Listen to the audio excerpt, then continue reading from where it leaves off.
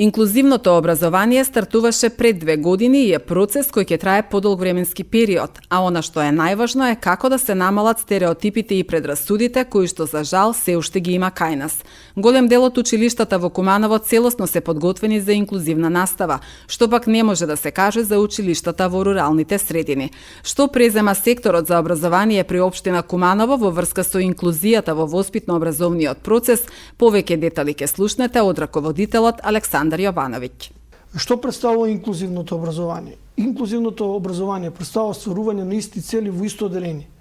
Затоа што секој ученик си има своја програма, зборувам за ученици со попреченост, ние успеавме минатата година да издействуваме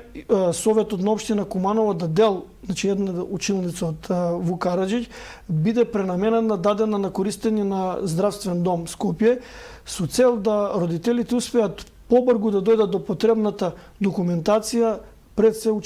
за учениците со попреченост, бидејќи претходно истите потврди се издаваа во Скопје и родителите беа оптоварени и многу временски се чекаше за реализација за да се стигнат до документите кои се многу значајни за упис на учениците. И тука тие определуваат дали треба да се даде поддршка на тој ученик, дали треба да биде личен или образовен асистент. Затоа за таа цел и Општинското основно училиште Браќа Миладиновци, кој е центар за поддршка на учениците со попреченост во општина Куманово, го смени статутот и тие ученици следат дополнителни активности согласно она што ќе го каже Комисијата за проценка или МКФ,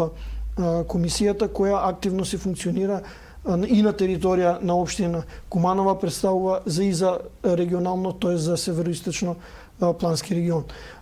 Дали сум задоволен? Би рекол дека не сум задоволен се уште, затоа што имаме уште училишта, иако централните веќе се подготвени целосно, имаме рурални училишта каде се уште имаме проблем и не сме во можност за да ги целосно реконструираме и да бидат опфатени, па потоа следат и наставни помагала, наставниците следат обуки, меѓутоа реков, се уште се наоѓаме на почеток, се уште ова е една новина затоа што согласно законот за основно образование кој сега ќе има измени, не би ги сега коментирал кога ќе излезат тогаш,